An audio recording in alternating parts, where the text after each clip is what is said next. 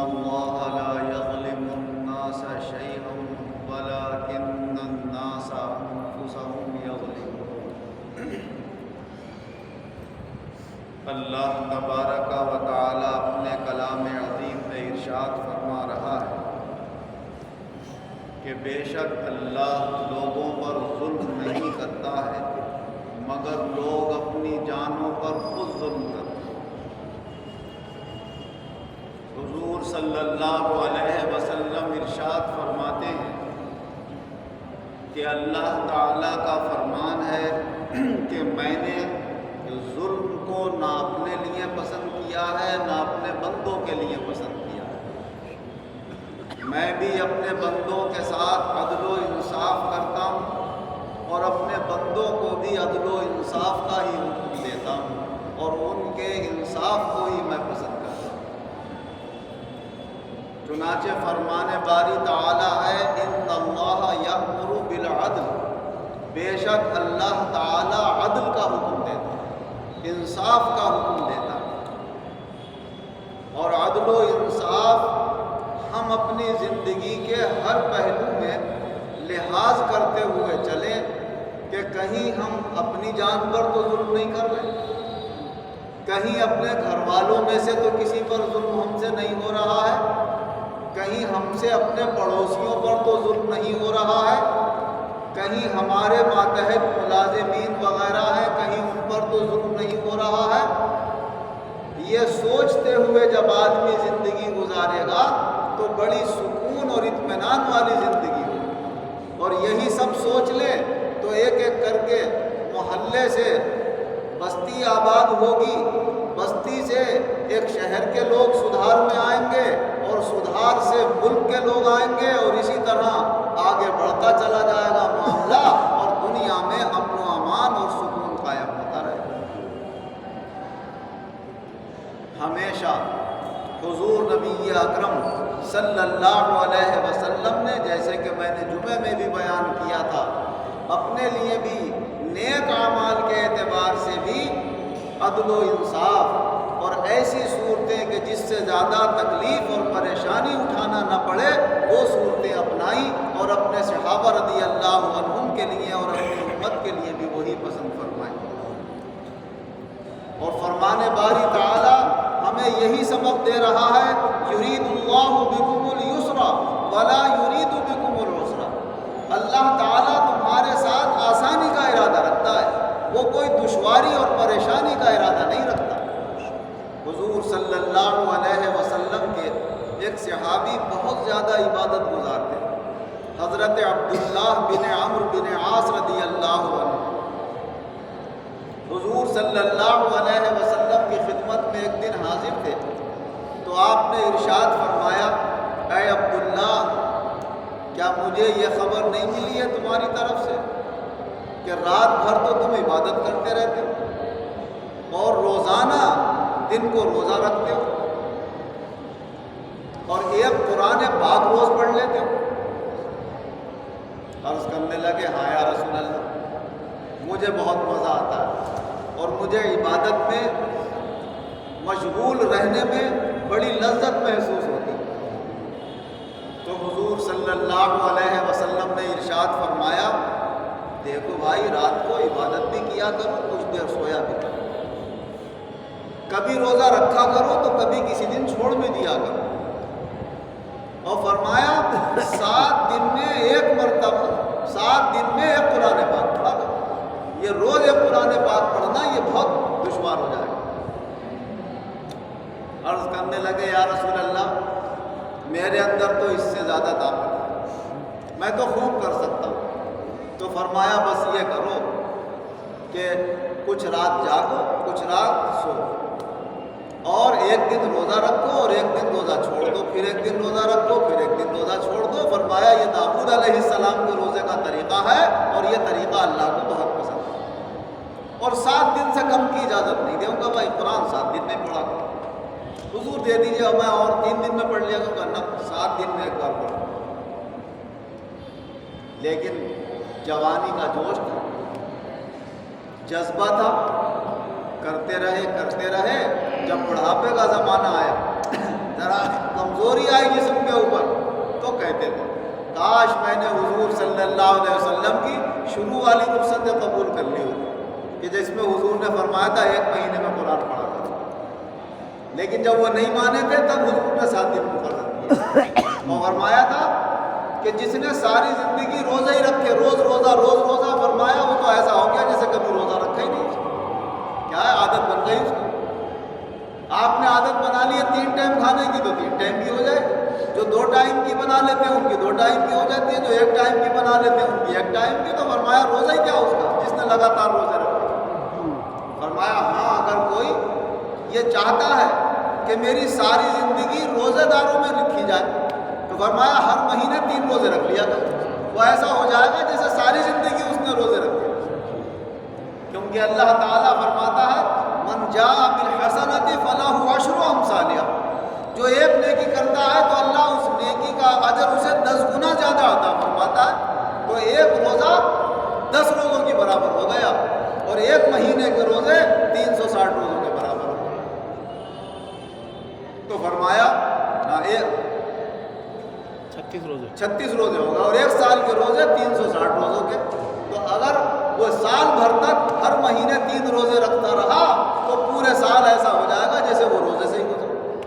تو ساری زندگی اس کی اللہ تعالیٰ روزے داروں میں لکھ دے گا.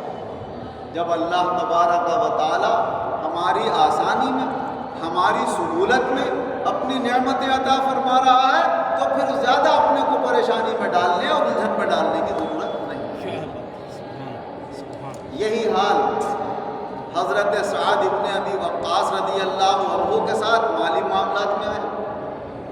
حضرت سعد ابن ابی وقاص رضی اللہ عنہ روایت کرتے ہیں کہ ایک مرتبہ فتح مکہ کے موقع پر میں بہت سخت بیمار ہو گیا اور بس مجھے موت نظر آنے لگی. حضور صلی اللہ علیہ وسلم میری عیادت کو تشریف لائے.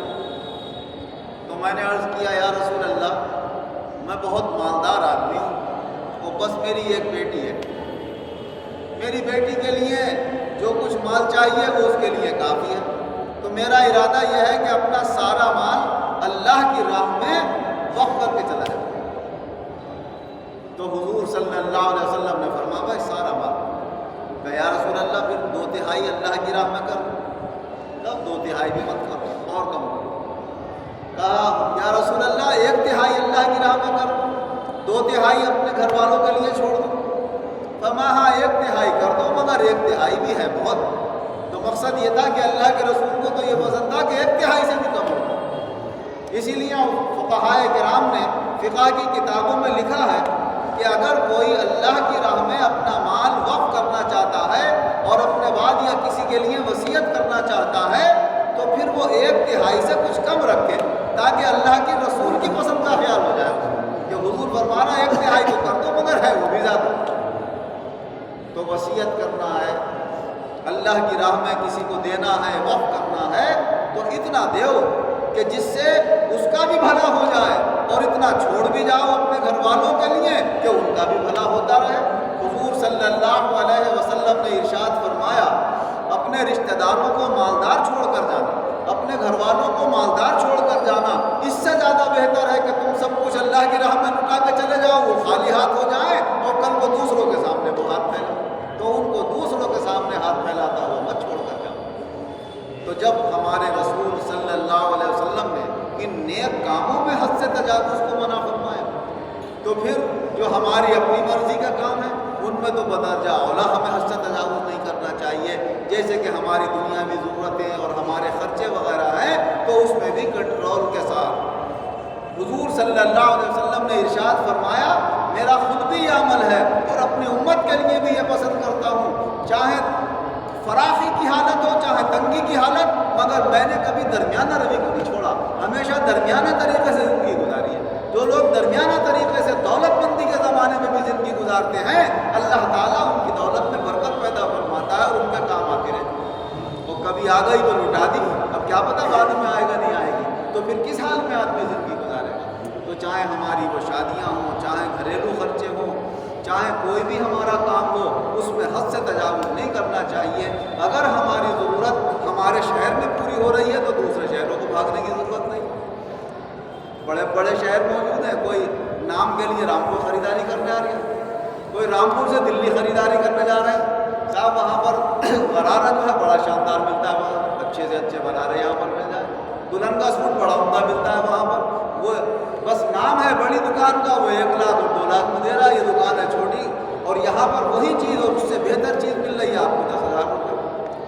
آپ وہی اپنی شادی کے کھانے یہاں کے معمولی ہوٹل کے اندر کر رہے ہیں، اور وہاں پر آپ کو بلا تکلف فل اختیار ہے، پوری وہ لا کر سامنے رکھی جا رہی ہے، بریانی کی ڈش رکھی جا رہی ہے، پورا ڈوگا سالن کا رکھا جا رہا ہے، اپنی مرضی سے نکالنا ہے، اپنی مرضی سے کھا رہے ہیں۔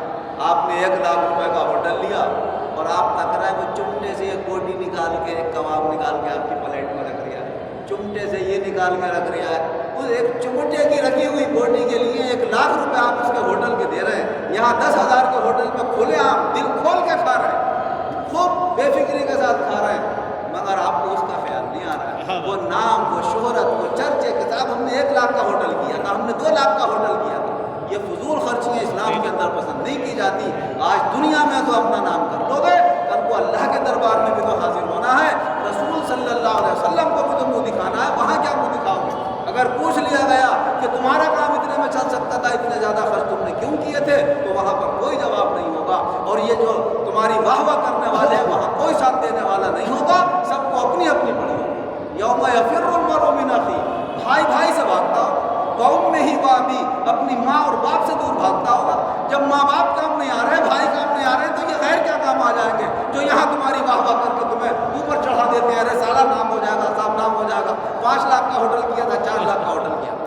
یہ دھوکے بازی ہے، شیطان کے وسوسے، یہ شہرت کی طلب ہے، یہ سب ہماری بربادی کی نشانیاں ہیں۔ اللہ تعالیٰ ان بربادیوں والی حرکتوں سے ہمیں بچنے کی توفیق عطا فرمائے، اور اپنے کاموں کو سستا اور آسان کرنے کی اللہ ہم سب کو توفیق عطا فرمائے۔ اب عبادتوں میں بھی اللہ ہماری بہتری لائے، اور دنیا بھی اللہ ہماری بہتر فرمائے۔ آمین وآخر دعوانا ان الحمدللہ رب العالمین والعاقبۃ للمتقین والصلاة والسلام علی خیر خلقہ محمد وآلہ واصحابہ اجمعین۔ اے اللہ ہمارے گناہوں کو معاف، آئندہ گناہوں سے بچنے کی توفیق عطا فرما، فضول خرچیوں سے، نام و نمود کی طلب سے ہماری حفاظت فرما۔ اے اللہ اپنی رضامندی کی طلب عطا فرما، اپنے محبوب کی خوشنودی کی طلب عطا فرما، آخرت کی کامیابی کی فکر اور طلب عطا فرما۔